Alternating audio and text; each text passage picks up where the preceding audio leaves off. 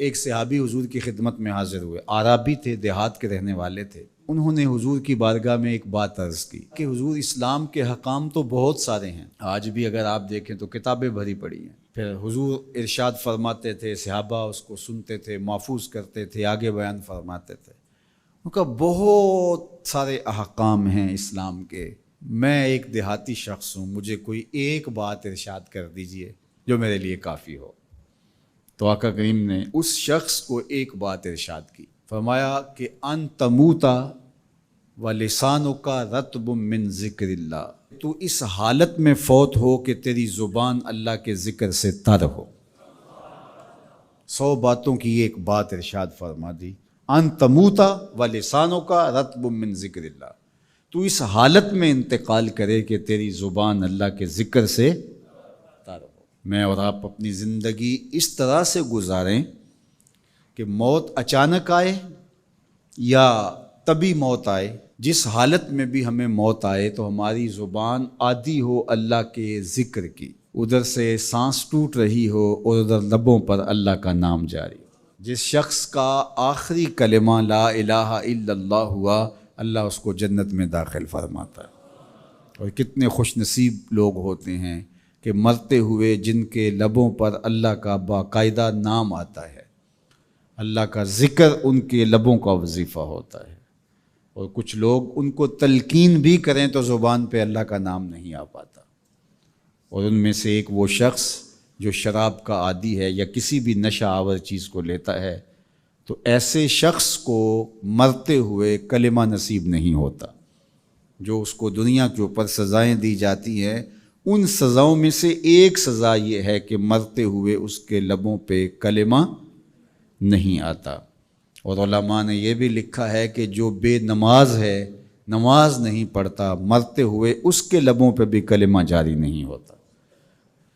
اللہ اکبر۔ تو ایک جامع بات ارشاد کر دی کہ ان تموتا ولسانک رطب من ذکر اللہ، تو اس حالت میں فوت ہو کہ تیری زبان اللہ کے ذکر سے تر ہو۔ قرآن مجید میں ہمیں اللہ تعالیٰ نے یہ بھی حکم دیا ہے کہ مجھے یاد کرو، اور یہ بھی حکم دیا ہے کہ مجھے فراموش نہ کرو۔ وَلَا تَكُونُوا كَالَّذِينَ نَسُوا اللَّهَ فَأَنسَاهُمْ أَنفُسَهُمْ أُولَٰئِكَ هُمُ الْفَاسِقُونَ، ان لوگوں کی طرح نہ ہو جانا جنہوں نے اللہ کو فراموش کر دیا، اللہ کو بھول گئے۔ جب کوئی خدا کو بھول گیا تو خدا پھر اس کو فراموش کر دیتا ہے، اور اس کی سزا کیا ہے کہ وہ خود فراموشی کا شکار ہو جاتا ہے، وہ اپنے آپ سے بھی آگاہ نہیں رہتا۔